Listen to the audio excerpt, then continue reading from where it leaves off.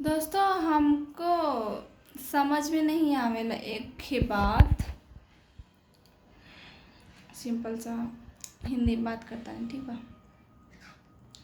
दोस्तों। यार मुझे ना एक बात समझ में नहीं आती कि लोग झूठ बोलकर पब्लिक के साथ झूठी हमदर्दी दिखाकर क्या साबित करना चाहते हैं। हम्म? कि वो सच्चे हैं, बताइए। चलो एक वक्त को पब्लिक को मूर्ख बना दिया, पैसों का ही खेल है सब ना। एक वक्त को पब्लिक को मूर्ख बना के अपना उल्लू सीधा कर लिया। हम यहाँ पे मूर्ख बना सकते हैं, वहाँ पे कभी बना नहीं सकते मूर्ख किसी को, क्योंकि ऊपर वाला सब देखता है। ऊपर वाला की लाठी में आवाज़ नहीं होता है, लेकिन जब पड़ता है ना तो बहुत अच्छे से आवाज़ होता है। तो हेलो दोस्तों, गोड़ छू के गोड़ लागल तानी, नमस्ते प्रणाम, कैसन बानी आप सब लोग। तो शुरू कर बानी, आप स्वागत बा आप सब लोग का हमरे रिएक्शन के चैनल में। और अगर कोनो भी बात का बुरा लगी तो माफ़ कर देवल जाए, टूटी फूटी जो भी हुई मिस्टेक हुई। तो नया नया वीडियो बनावतानी तो उतना ना हमरा के सीख बा, तो माफ़ कर देवल जाए, ठीक बा।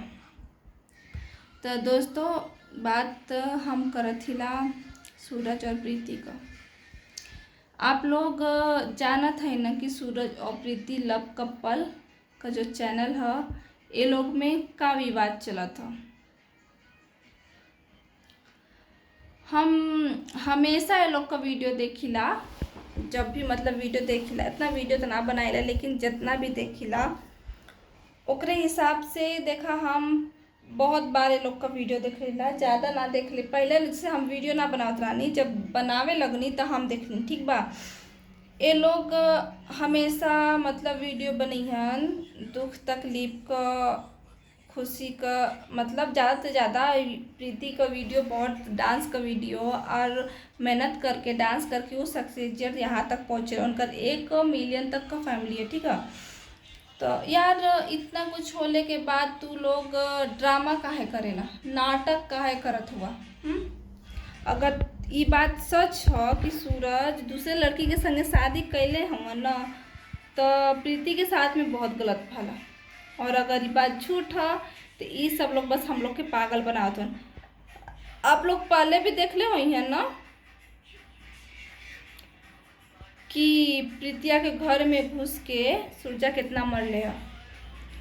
सूरजा इतना मरले रहे कि ओकर हाथ तोड़ देले रहे, प्रीतिया का हल्दी छोपले रहे। वो टाइम ऐसा ही खूब वीडियो चलत रहे, खूब खूब गम कितना ढोले बानी, हमार जिंदगी कवन मोड़ पे आ गया, ये सब गाना पे मतलब बनत रहे, ठीक है। वहाँ से वीडियो डालत रहने, वहाँ से वीडियो, वो का बोले हम जा, सूरज बोले मैं जा रहा हूँ मुंबई, अब कभी शक्ल नहीं दिखाऊंगा, ठीक है। ये लोग खूब ड्रामा कहने, खूब नाटक भयल, डेली मारपीट का नाटक आ जाए। बताओ, जब वो समय भी खूब ट्रेंडिंग में चलल आने कंटेंट खेल खेल के, साला पब्लिक के वो टाइम भी लगल है सबके कि मतलब ये लोग बहुत सच बोलत हैं, लेकिन ये लोग के बात में कितना सच्चाई है ये आप लोग के हम बतावत ला, ठीक है। ये लोग का पहली बार ना नाटक कर ले का तरीका बहुत बार है। एक बार सूरजा भी कौन लड़की के लेके भागल है, होटल में 3-4 दिन रहल। अब सच में कि झूठ में, अरे यार गर्लफ्रेंड रहल हो तो हाई तो भैले होई, सुत्ता बुत्ता मजा तो ले लाई होई ना। लड़कन का नियत तो जानते हम आप लोग कितना साफ होने, कितना शरीफ होने, ठीक बा। ओकरे बाद खूब रोना धोना पड़ल है, खूब एकदम हद्दी हद्दा जैसे मातम मनावल जाए। ओकरे बाद ये लोग फिर मिलने, फिर दोबारा भी सेम वही मैटर शुरू कैली प्रीति जी, मतलब सच में कि झूठ में। वो टाइम भी ये लोग का घर वाला मतारी दोनों मम्मी खूब नाटक करत रानी की मतलब हमरे बिटिया के संगे ऐसा। वो टाइम पता दोस्तन के लिए आए कि खूब लड़ाई झगड़ा, एक दूसरे के मारे पीटे, वो ओकरे ऊपर हाथ उठावत ही, ओकरे ऊपर हाथ उठावत था। वो टाइम भी हमने देख डाली, ठीक है। फिर कुछ दिन बाद ही नवरात्रि के व्रत ने रखनी का करने लगा था, माता रानी मेहरबान हो गई नी, शक्ति देनी का कहनी, ये लोग मिल गए ने, ठीक है। अब महीना भर 1.5 महीना से कि कम टाइम भर ये लोग का फिर से नाटक शुरू भल। एक वो टाइम भी रहे बोलता नहीं प्रीति कि मुझे यहाँ मारा, यहाँ हमारे यहाँ सब जगह हल्दी लगा के रखती थी। सच में कि झूठ में रोती थी। इतना यार सब अखिया से आंसुआ कैसे निकाल लेवेला, हमारे समझ में ना आवेला।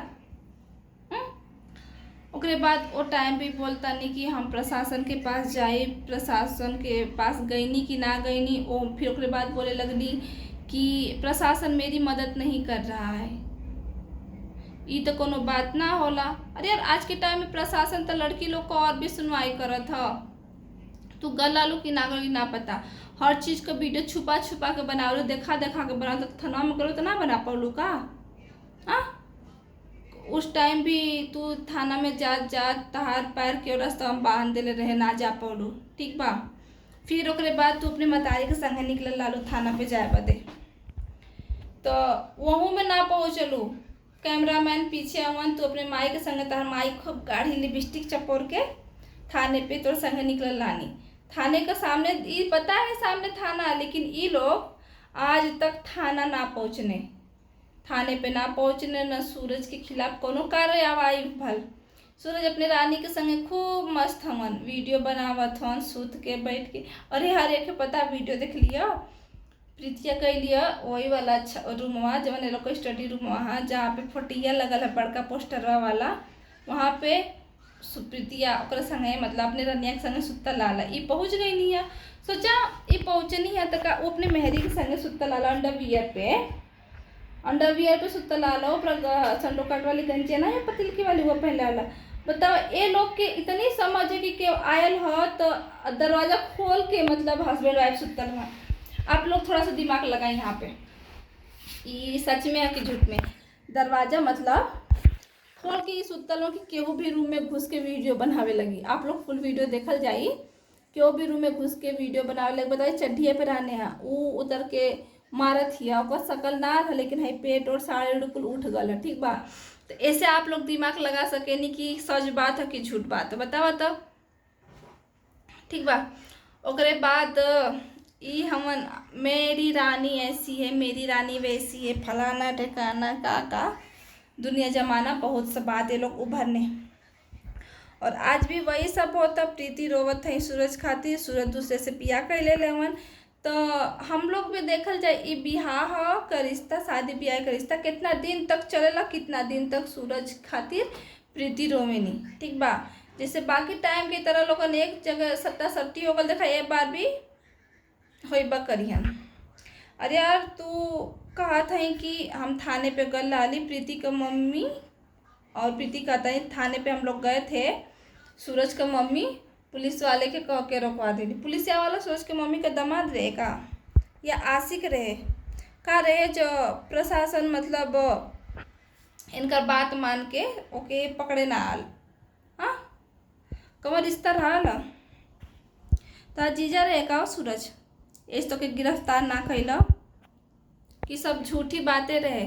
यार कोनो लड़की एक बार थोड़ा पुलिस पे थाने पे जाके एक बार करवाए तो करके देखे, घिसरा के हाई करवला पढ़ के ना घिसरा के सब लेके जइहन, इतना दम रखे नहीं वो सब। पर तू लोग तो सचमुच के नाटक करत हुआ। सच रहा तो अब तक ई जेले में रहल होते, रानी अपने घरे रहल होती, और ई प्रीति जी भी रहल होती जहाँ रहल होती। कम से कम इतना रोले से अच्छा पढ़ के घिसरा के एक बार में डलवा दिले होती ना। तू 3 दिन 4 दिन बतावा सूरज के घरे रहलू। दोस्तों आप लोग थोड़ा एक बात सोच के बतावल जाइए। ठीक बा, ये 3 दिन 4 दिन सूरज के घरे रहनी, जब इनके घरे में रहे ना देते रहे केहू, मोबाइलिया कैसे चार्ज कर लेते रानी हो। इनके ऊपर इतना विपद पड़ल रहा, इतना तकलीफ पड़ल, लेकिन इनके मोबाइल चला चार्ज कर लेकर टाइम हो, वीडियो बना के डल लेकर टाइम हो। बताइए तो आप लोग इनके खाना पता, एक ही कपड़ा में इतना दिन से बिना खैले पीले आदमी कहाँ जाई हो। गर्मी इतना चला था, पानी बिना तो आदमी ऐसा ही अथवा भाला सुखा जाता है। 4 दिन से खाना पीना खैले बिना हाई, और इनका मोबाइल अपने आप चार्ज हो जाता, वीडियो अपने आप पड़ जाता कि उनके संगे ना आता उनों पे।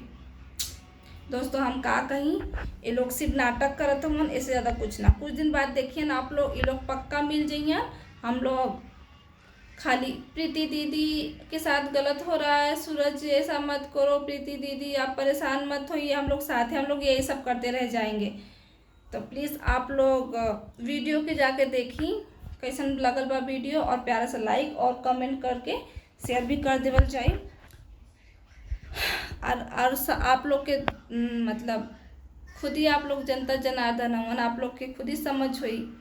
अगर समझ हुई तो प्लीज़ आप लोग बतावल जाए कि ये लोग नाटक करत हवन या सच करत हवन। काहे कि इतना तो कंफर्म है कि ये लोग का मिले एक दिन हो ही जरूर, और ये लोग मिलन हो ही जरूर, तो मतलब हो ही, और ये लोग एक दिन साथ में आई हैं। तब ईरानी जवन है पता नहीं कहाँ जिहन, पानी ले आवे जिहन कहाँ जिहन, एक बारे में ना पता। तब तक के लिए दोस्तों ठीक है, वीडियो बहुत ज़्यादा लंबा हो जाता, हम कहाँ बताएं यार, ये लोग के बारे में बात करे बैठे ना तो रात से सुबह रह जाए, सुबह से रात हो जाए। तो चलत बानी आप लोग से उम्मीद बा कि आप लोग भी ढेर सारा प्यार दिहन हमके, आप लोग का आशीर्वाद हमरे संग ऐसे बनल बनाव रखा है।